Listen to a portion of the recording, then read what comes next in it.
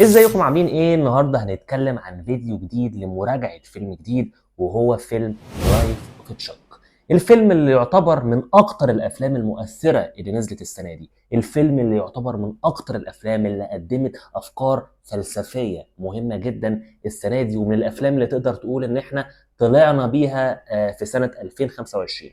انا عارف ان الكلام ده عليه متأخر حبتين لانه نازل من حوالي شهر كده، بس ده فعلا من الافلام اللي انا يعني لازم اتكلم عليه عاجلا ام اجلا. واهم حاجه عشان ما اضيعش وقتكم، ما تنسوش تدعموني وتشتركوا في القناه وتفعلوا زر جرس التنبيهات وتدوسوا لايك على الفيديو عشان ما يفوتكمش كل جديد. يلا بينا ما نضيعش وقت ونخش في الموضوع على طول.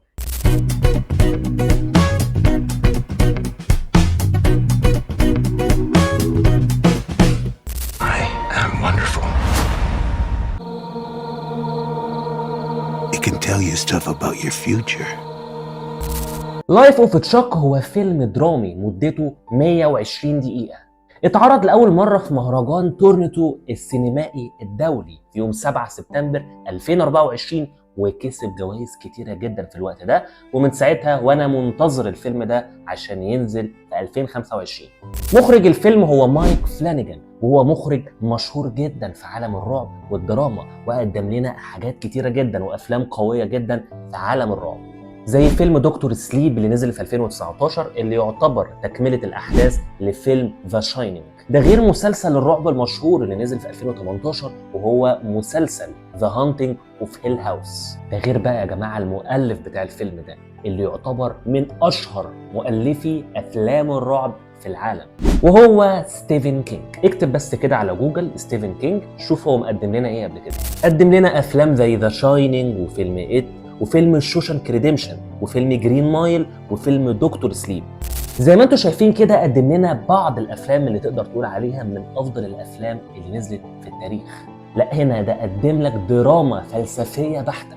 الفيلم زي ما انتم شايفين كده باين من اسمه ان هو بيحكي عن حكايه شخص اسمه تشاك في غضون 3 فصول، بيحكي عن حياته من الاخر للاول. بمعنى انه بيحكي عن حياته او الفترة اللي قضاها من الاخر، او من اخر فترة قضاها في حياته لحد مدة الطفولة اللي عاشها. ممكن بعضكم يشوف الاسلوب ده غريب نوعا ما.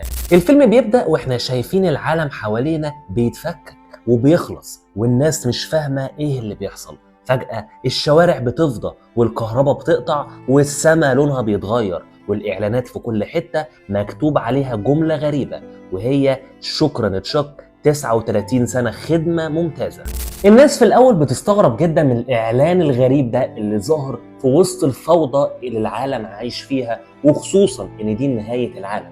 ومن هنا الفيلم بيرجع لنا خطوة لورا، خطوة ورا خطوة.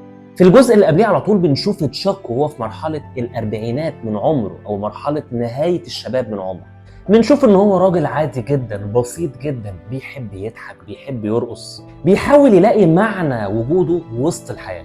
وهنا بيجي المشهد الاشهر بتاع الرقصة اللي كل الناس اتكلمت عنه. بعد كده الفيلم بياخدنا في مرحلة اصغر من مراحل حياته العمرية، وهي حياة تشاك وهو طفل صغير، وهو عايش حياته في بيت في ولاية ناين، الولاية اللي ستيفن كينج بالاخص بيركز عليها في معظم اعماله. هنا بنكتشف ان الطفل ده من صغره كده وهو عنده لمسة خاصة، نظراته واحساسه بالحياة وابتسامته اللي بتفضل معلقة في دماغ اي حد بيقابله. وكل ما الفيلم بيرجع ورا خطوة بنكتشف تفاصيل اكتر عن حياته، ولحد ما نوصل لنقطة البداية، وهي ان تشاك طفل بريء لسه في بداية حياته. Bigger and brighter and more detailed and complex. الفيلم ده يا جماعة بالنسبة لي واحد من أفضل أفلام 2025 لحد دلوقتي. هو مش الأفضل بس يعتبر من أفضل الأفلام اللي خرجنا بيها في 2025، اللي ندمت ندم كبير جدا إن أنا ما شفتوش سينما في وقت عرضه. يمكن أنا متقبل فكرة إن بعضكم مش هتقبل النوع ده من الأفلام لأنه فيلم درامي بحت، مش هتلاقي فيه نوع اللي هو الأكشن أو الرعب أو الإثارة اللي فيها نوع من رفع الأدرينالين والمشاهد اللي بتخضك وهكذا. لا هنا هتلاقي اسلوب تاني خالص، او افلام من نوع تاني خالص، وهي افلام الدراما البحتة. لايف اوف تشاك من نوعية الافلام اللي تقدر تقول عليها كده بعد ما تتفرج عليه هتقعد شوية ساكت كده، بتفكر في حياتك، بتفكر في مستقبلك، بتفكر في كل حاجة في حياتك. الفيلم ده مليان رسائل ودروس مستفادة عن الحياة، زي ان ازاي اللحظات الصغيرة اللي بنفتكرها بسيطة جدا زي رقصة او ضحكة او لقاء مع حد غالي بتكون هي سر جمال العمر، وزي ان الانسان مهما كان عادي حياته لها تأثير ووزن كبير حوالين اللي بيحبوه، وازاي برضو ان ازاي ندرك قيمة الوقت وازاي نستغل كل ثانية بتعدي في عمرنا احسن استغلال، ونعيش اليوم ده او اليوم اللي احنا موجودين فيه حاليا كأنه اليوم الاخير في حياتنا، وازاي ان قد ايه ربنا انعم علينا بنعم كتيرة جدا واحنا مش واخدين بالنا منها، زي الصحة، الضحكة، العيلة، الصحاب، حاجات صغيرة وتبان بسيطة جدا بس انت هتدرك قيمتها بعد كده، وان ازاي لازم نسيب اثر حلو في حياة كل شخص بنقابله في حياتنا حتى لو بكلمة بسيطة او ابتسامة، لان يمكن الحاجة الصغيرة دي هي اللي تفضل علقة في دماغه طول العمر. والرسالة الأجمل في الموضوع ده إن مهما كان عمر الإنسان صغير وبسيط، لا ممكن يبقى ليه معنى كبير وقيمة كبيرة حتى لو ساب أثر صغير. يعني الفيلم مش بس قصة تشاك، هي مرآة لحياتنا إحنا، بيقول لك عيش حياتك بامتنان وسيب أثر حلو وذكرى طيبة للناس من بعدك. وحاجات كتيرة تقدر تقول الفيلم ده فعلا خلاني أفكر في حياتي ومستقبلي وعلاقاتي وكل حاجة. معظم الافلام بتكلمنا عن فقد شخص عزيز عليك لا قدر الله، بعد الشر عليك وعلينا، شخص من العيله، شخص من الاصدقاء، شخص انت كنت بتحبه قبل كده، ولكن هنا الفيلم بيواجهك بفكره اعمق واخطر بكتير، وهي بيكلمك عن فقدك انت شخصيا. بيخليك تسال نفسك لما حياتي تنتهي هيبقى شكل الدنيا حواليا عامل ازاي؟ ايه اللي هيفضل مني بعد ما اختفي؟ وهل الناس هتفتكرني بحاجه كويسه ولا لا؟ فكرة إن شخصية تشاك بتتمثل أو بتتجسد في كذا مرحلة عمرية من مراحل الحياة هي فكرة أو تحدي كبير جدا على الممثلين، ولكن يا جماعة هنا الأداء التمثيلي يا جماعة كان روعة من كل الممثلين، من الطفل الصغير لحد الراجل الكبير، من الطفل الصغير اللي بيعيش مراحل البدائية في الحياة وبيعيش حياة بريئة وهادية لحد الراجل الكبير اللي بيودع الحياة إطلاقا. وطبعا توم هندرسون أبدع جدا في الجزء اللي بيحمل أكتر المشاعر، وخصوصا مشهد الرقصة اللي خلاه يبان مليان حياة وحب الدنيا رغم النهاية القريبة.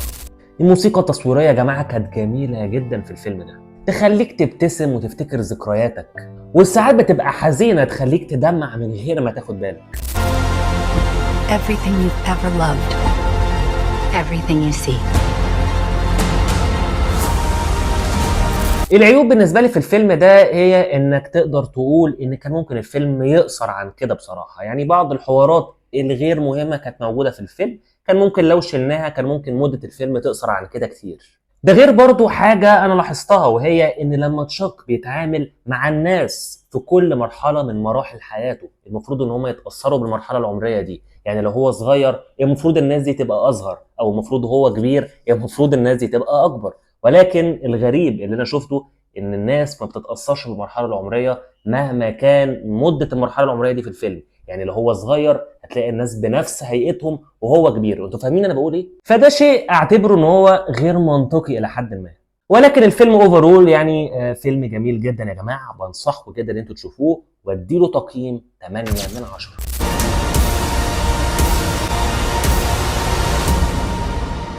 Isn't that wonderful?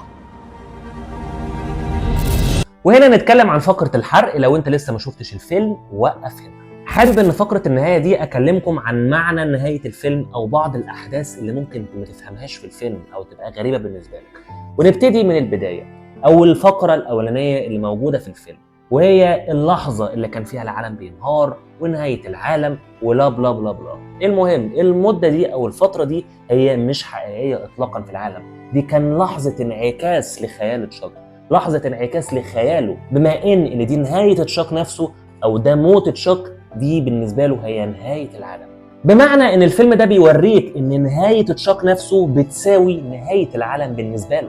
فاحنا زي ما انت تقدر تقول كده بنشوف الفيلم كله من وجهة نظر تشاك او في العقل اللاواعي لتشاك نفسه، لان كل انسان في الاخر بيشوف الكون من خلال حياته هو، فلما هو ينتهي الدنيا كلها بتتقفل من منظوره. وده اللي خلى السرد يبقى من النهاية للبداية، من وجهة نظر تشاك من النهاية وهي نهاية حياته لبداية حياته. والرسالة هنا إن كل واحد فينا هو العالم لنفسه، ونهايتها الشخصية هي آخر صفحة في كتاب الكون من وجهة نظرنا. ولما الطفل اللي هو تشاك دخل الأوضة الغريبة وشاف نفسه وهو بيموت، أو شاف نفسه لما يوصل لعمر 39 وهو نايم على السرير وبيموت في اللحظة دي، اللحظة دي يا جماعة كانت مؤثرة جدا. ولكن الطفل هنا ده بدل ما يستسلم عمل حاجة كبيرة جدا، وهي ان قال لنفسه ان العمر قصير ولكن مفيش وقت يضيع في اي زعل او ندم، وقرر يعيش كل لحظة على قد ما يقدر، يفرح ويضحك ويستمتع بالحياة. لان الحقيقة ان الدنيا مش هتقف علينا، بعد ما نمشي من الدنيا دي كل حاجة هتكمل زي ما هي واحسن، كل حاجة هتستمر عادي، ولكن اللي هيكمل فعلا هو الاثر الطيب اللي سبناه في قلوب الناس، الكلمة الحلوة، الضحكة، الموقف البسيط اللي بيغير حياة الناس أو بيسيب أثر كويس في نفوسهم ليك. ده هو الدرس اللي الفيلم ده عايز يعلمه لنا. وبس كده، دي تكون حلقتنا. أتمنى إن هي تكون عجبتكم. ما تنسوش انتوا تشوفوا الفيلم وتقولوا لي رأيكم، هل عجبكم هل ما عجبكمش، وهل تتفقوا معايا في النهاية دي أو معنى النهاية دي ولا لأ. وما تنسوش الناس اللي مش مشتركين في القناة ان انتوا تشتركوا في القناة وتفعلوا زر جرس التنبيهات وتدوسوا لايك على الفيديو عشان ما يفوتكمش كل جديد. كان معاكم محمد العايدي، السلام عليكم.